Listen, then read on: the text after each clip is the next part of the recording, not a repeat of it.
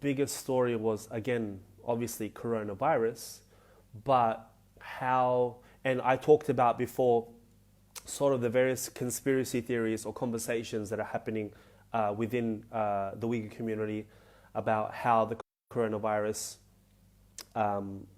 will be used as an excuse to kill off the Uyghurs, were it to spread, and even if it were not to spread in the concentration camps, then still they could possibly kill everyone and then just blame it on the virus.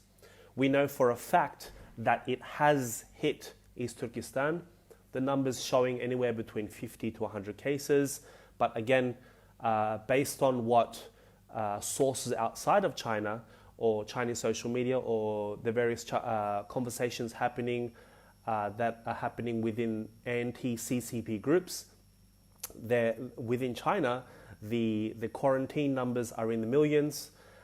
People that are infected are also in the millions. So we could kind of safely assume that at least the situation in East Turkestan is in the thousands, not in the tens. But what's happened because of this is now we see that Xinjiang University, the main university in East Turkestan, have delayed studies.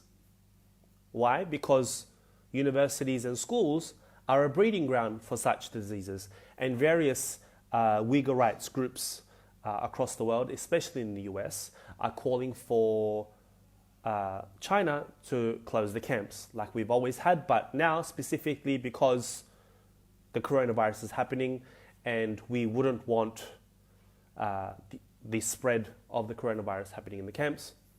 Another issue is for the people outside the camps. We have seen that not just the Chinese are locked in their home, but now the Uyghurs are locked in their own homes.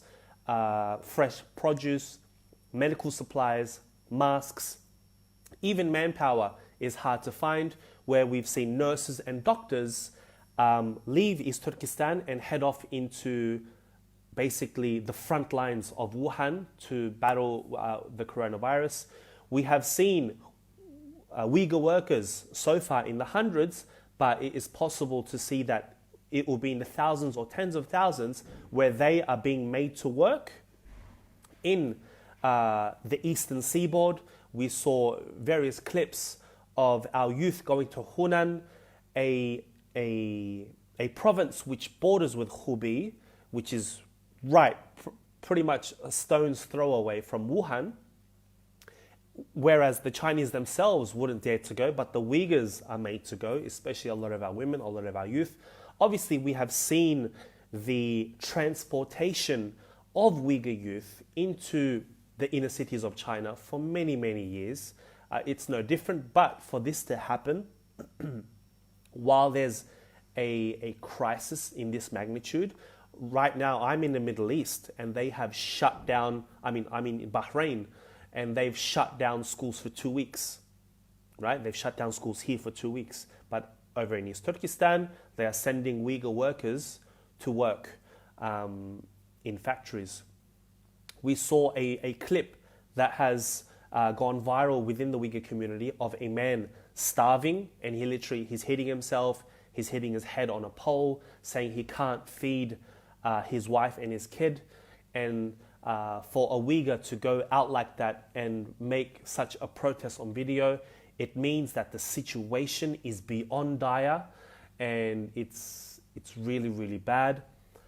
People have been messaging me saying, look, can we get masks? Can we get medical supplies? Can we get food? Can we get blankets?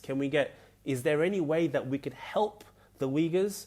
And unfortunately, no. It is not like Syria or Palestine where there are charities set up or there is some sort of government aid set up where you can move in on ships or via plane and give aid to your brothers and sisters. This is pretty much impossible.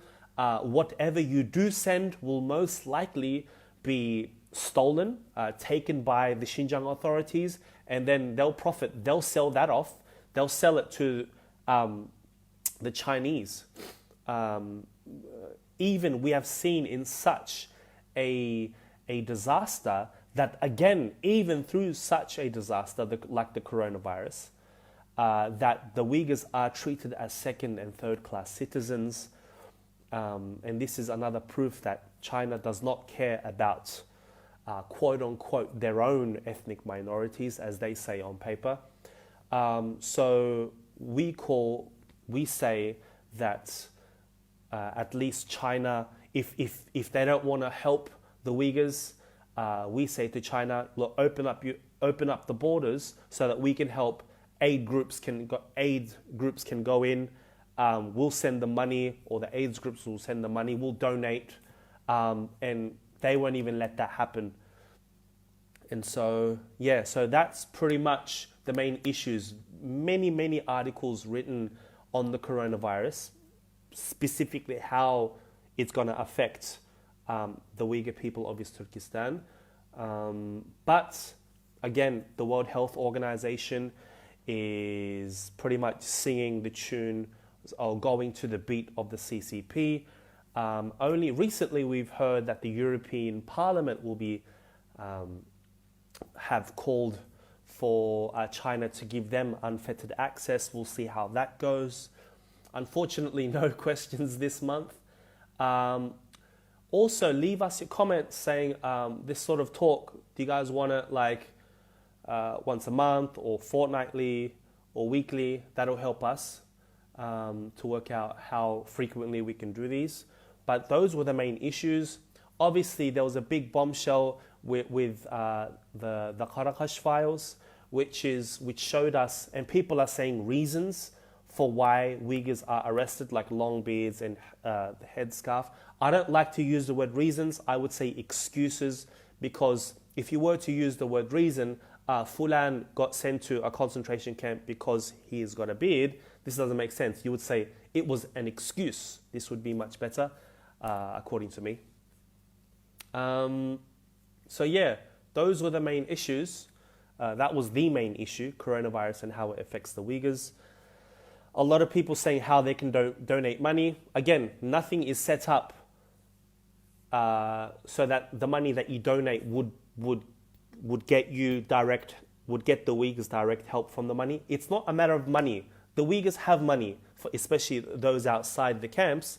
The main issue here is they are not able to get food.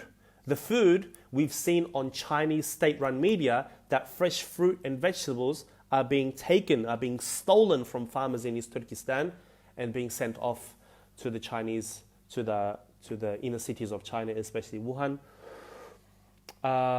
So yeah, let's see if we've got any questions. If we don't, I'll give you guys a second to write. If you have any questions, I'll give you some time to write some questions. If not, then I'm going to hop off and I'll basically see you guys next month.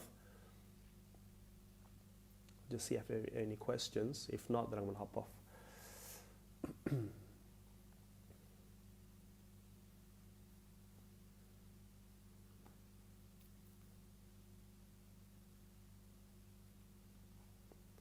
No questions?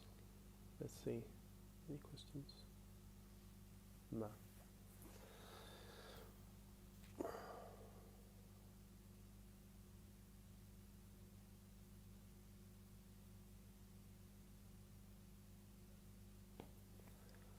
Okay, guys.